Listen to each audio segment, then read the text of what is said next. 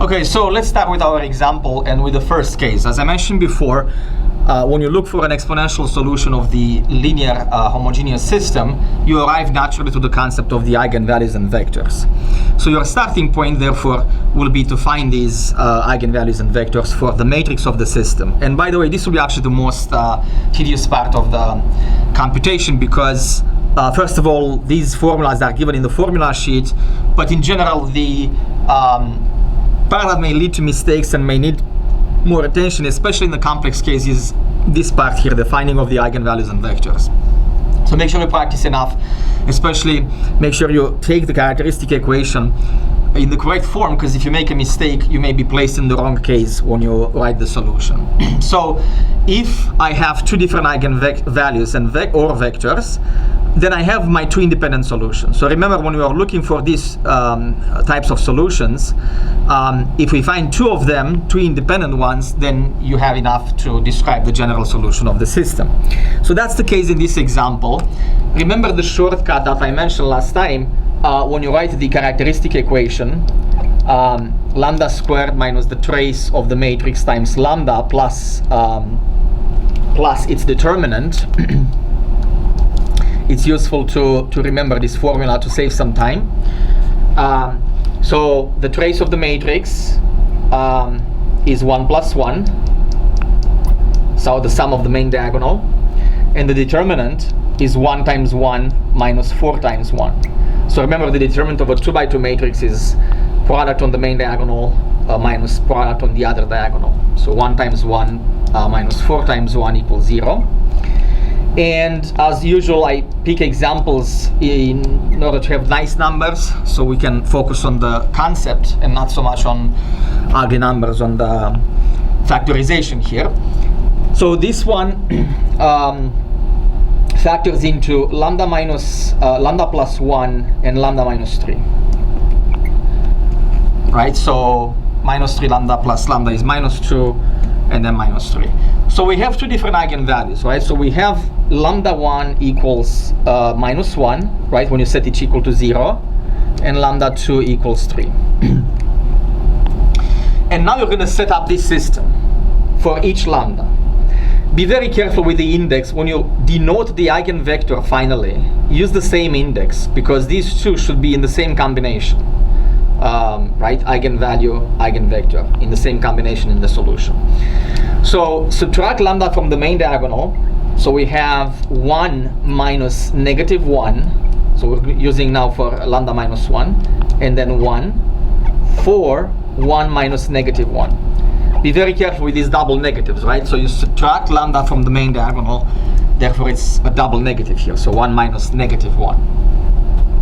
And then let's use V1 and V2 as the entries of the eigenvectors that we are to find, and then set this equal to 0, 0.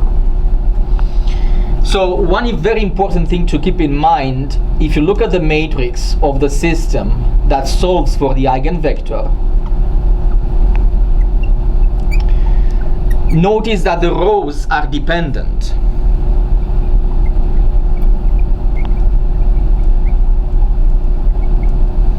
Which in the 2 by 2 case is very easy to check, in the real case at least, right? Dependence means that one row is a multiple of the other. Notice if I multiply the first row by 2, I get a second row. 2 times 2, 1 times 2. This is a nice control check. This is what should happen. The fact that the rows are dependent, it's a direct consequence of the fact that this determinant is 0, right? Remember, when you look at the, when you solve for the eigen value, you actually set this determinant equal to 0, which leads to the characteristic equation that we wrote here, right? But the direct consequence of the determinant being equal to 0 is that the rows are dependent. So therefore, they have to be dependent. If they're not, you made a mistake along the way. Either lambda is wrong, or maybe you made a mistake when you took it out from the main diagonal.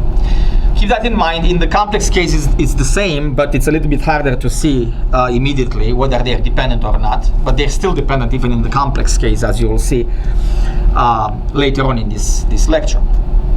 So the rows should be dependent, which means when you actually write down the solution of this system, one equation is redundant.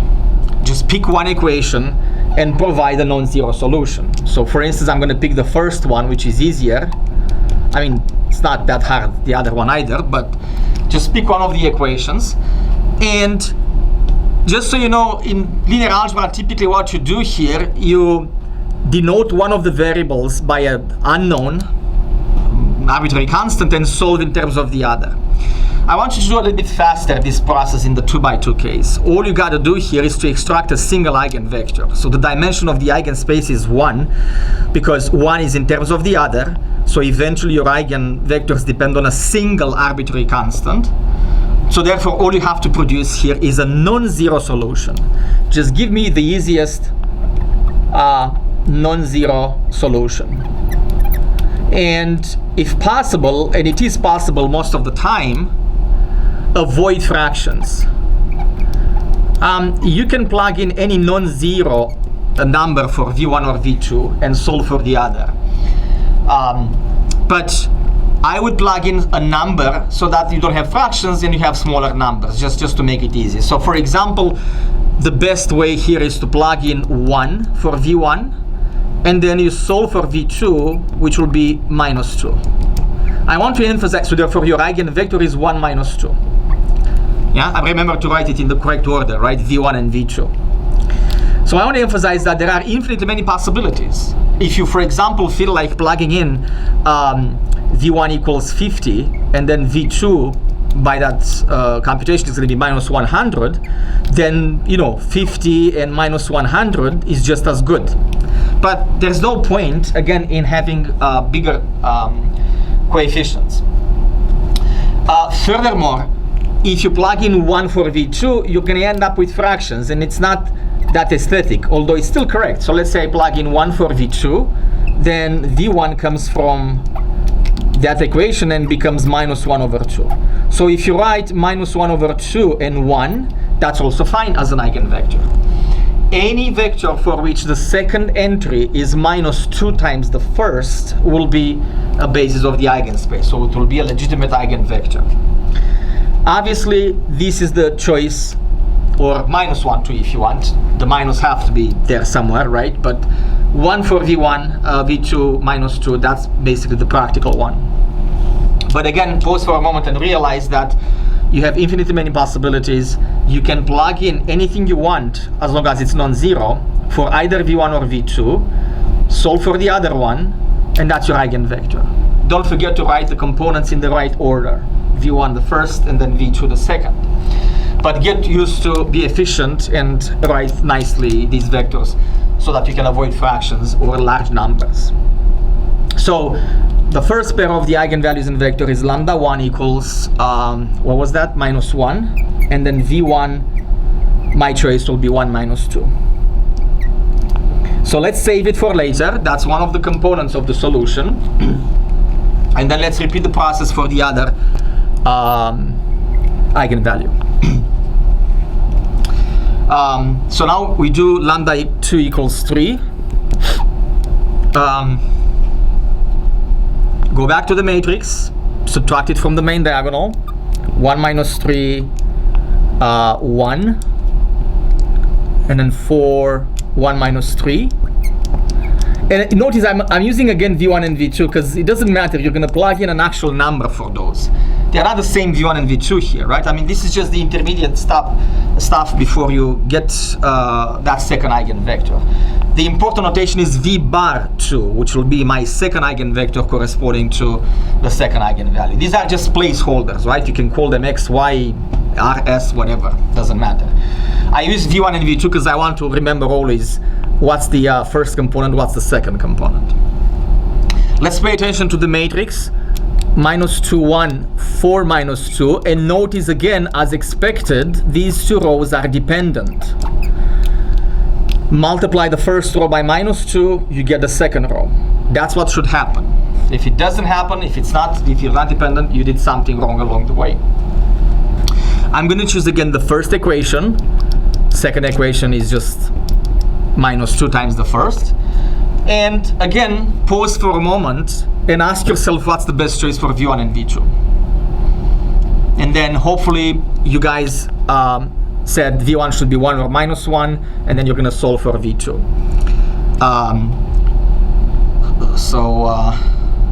want to check something. Yeah, so v1 equals 1, and then therefore minus 2 times 1 plus v2 equals 0. That gives me v2 equals 2. So the second eigenvector will be 1, 2, corresponding to lambda 2 equals 3.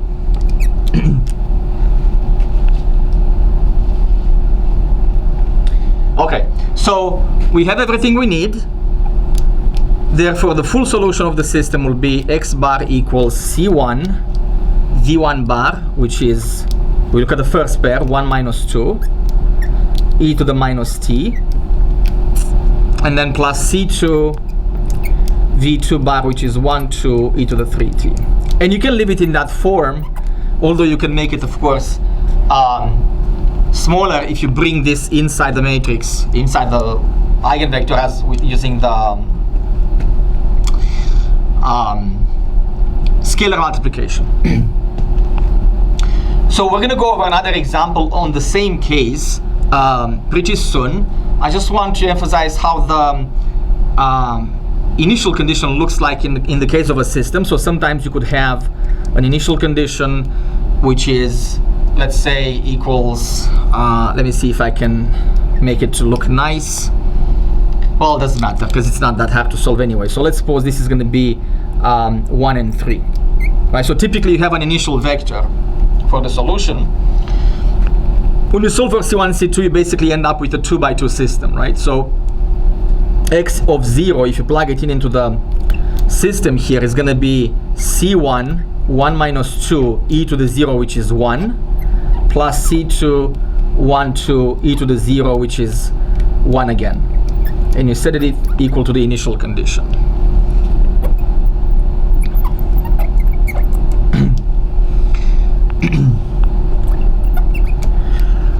And then you form a system in C1 and C2. So the first entry would be C1 times 1 plus C2 times 1 equals 1.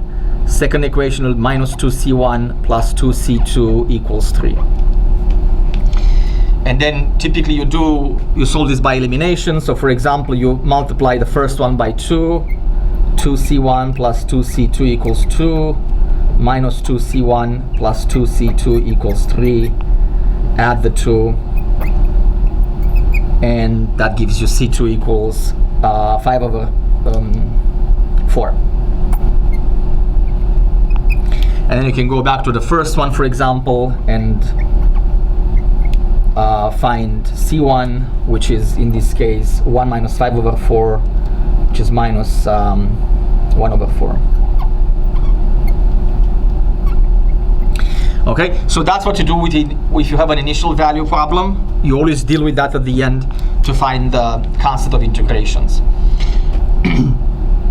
And then you plug them up back here, and then that's it for the problem. So we're going to continue with another example for the same case, and then we move on with other cases like double real eigenvalue, and then finally the complex eigenvalues. So stay tuned.